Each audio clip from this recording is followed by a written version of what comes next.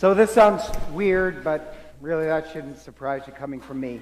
One of the books I would actually like to write is a study on hypocrisy, because I hate to say this, sorry that throws me up the wall. Like in my 26 years of priesthood, I'm just kind of always aghast at the hypocrisy that I've found, and like I think it personally find it interesting study. And this is what, like, I'll give you an example of what I mean by hypocrisy. When I was in the seminary, one of my friends, who was a fellow seminarian, his uncle was like this Baptist evangelical preacher who we're going over for his house for dinner. So we go over to his house and we're there, and he says, well, do you guys want a drink? And so we said, well, sure, yeah.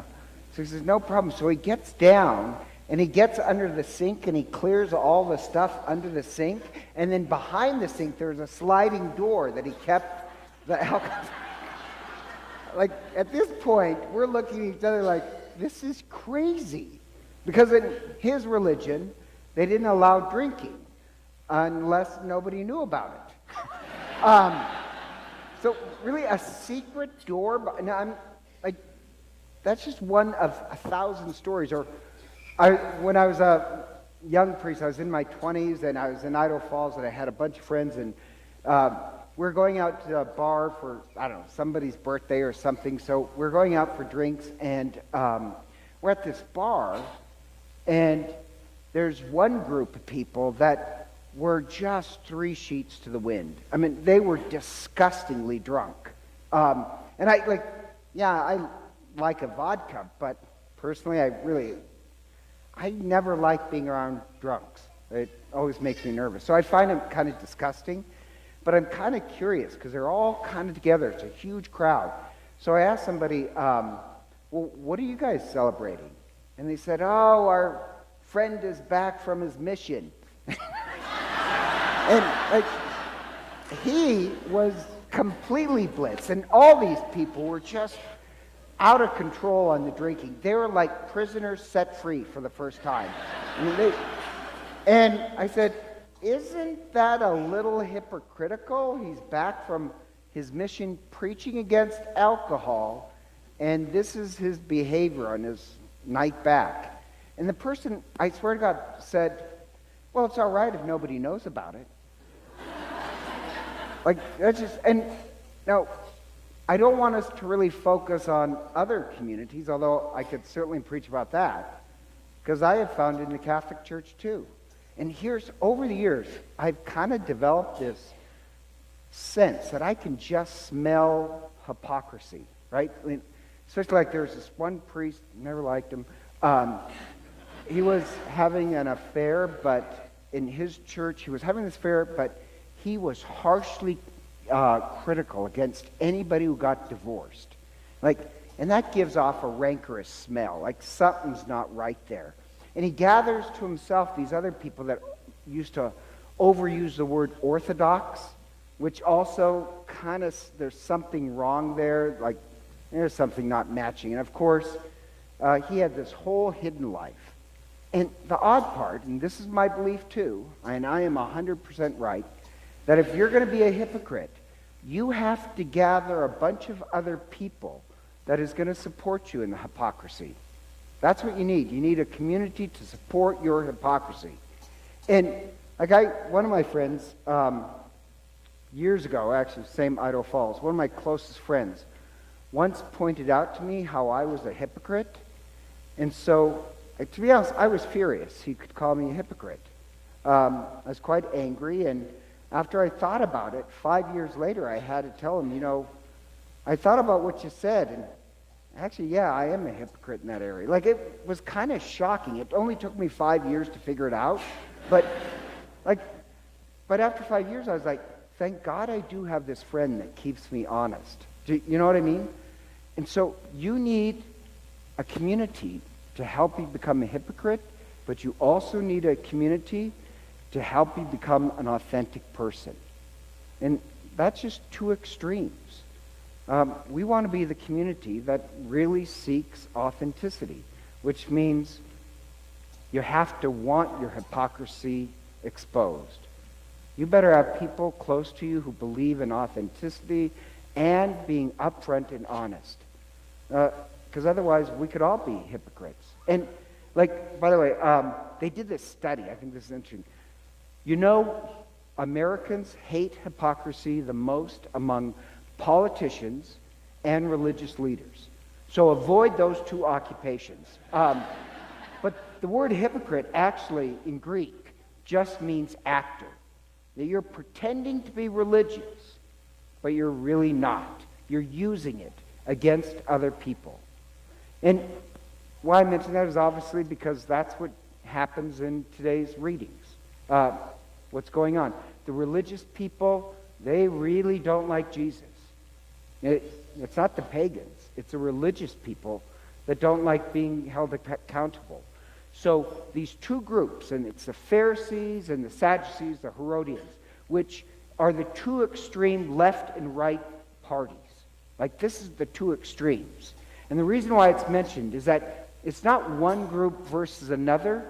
They all they're to the two extremes. They're like Nancy Pelosi and Rush Limbaugh coming together to form this friendship because they have got to destroy Jesus. You know, it's like the two extremes, like Green Bay fans and Viking fans coming together against Jesus. And they have to, my only point being, don't think it's one religion or one party. It's a human trait. And of course, they're immediately hypocrites by saying, oh, Jesus, you never curry anybody's favor, so I am sure you'll be honest. And it's a trap. And the trap is about paying the temple tax, or paying taxes. Now, what you have to understand, and this is key, they're in the temple.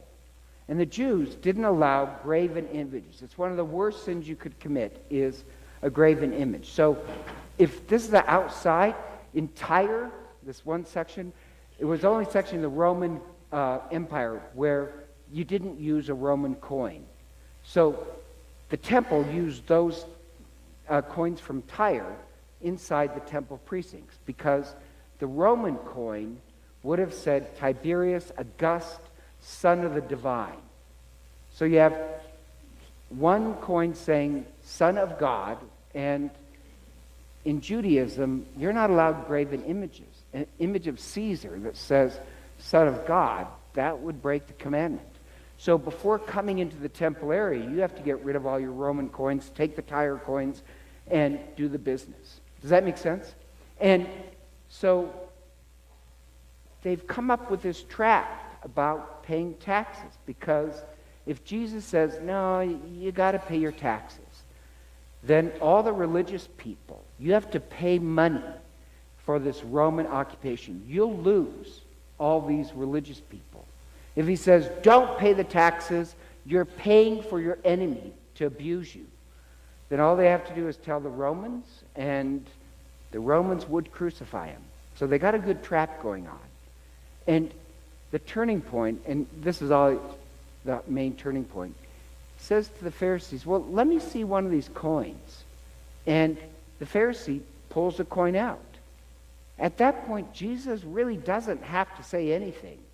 You would have heard kind of this gasps from the crowd. They've broken a major commandment. They're the hypocrites. They're the ones who like to impose rules against other people. But in secret, they have it under their kitchen cabinet behind the false door. It's all fake. So it's exposed. And Jesus calls, really, the two extremes, they're all hypocrites. Now, I love the next part where he says, well, pay to Caesar what is, whose image is on it? Caesar, son of God. And if that's on the coin, pay it to Caesar.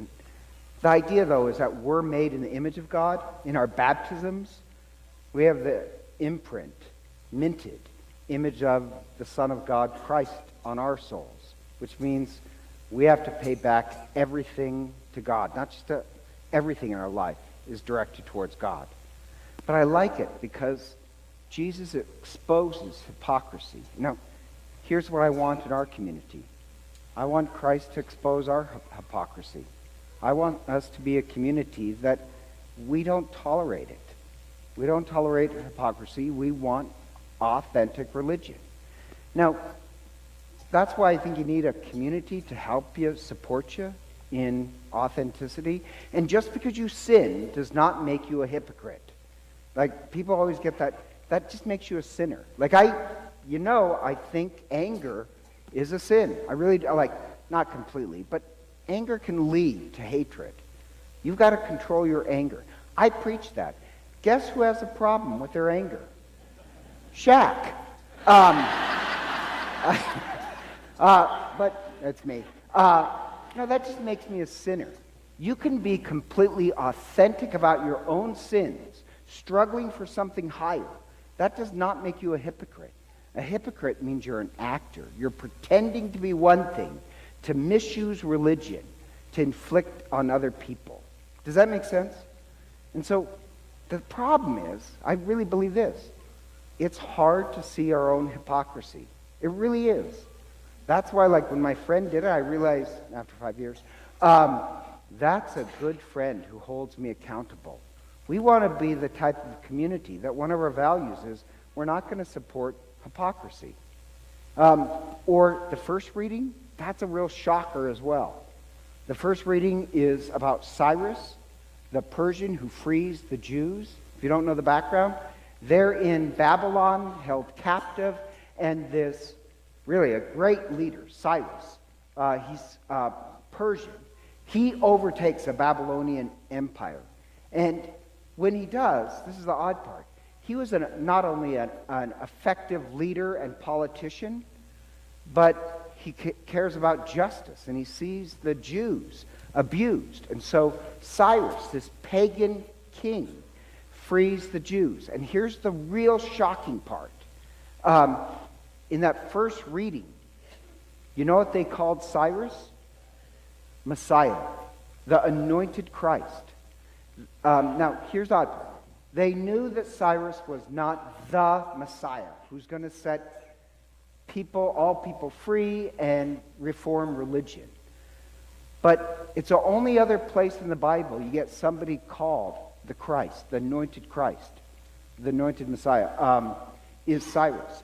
And the theology behind that is that the people reflecting on this realize that, hey, Cyrus is a pagan king, the least likely person to be setting Israel free, and he was better as a pagan, more concerned about fairness and justice than our line of kings that were super religious and corrupt as the day is long.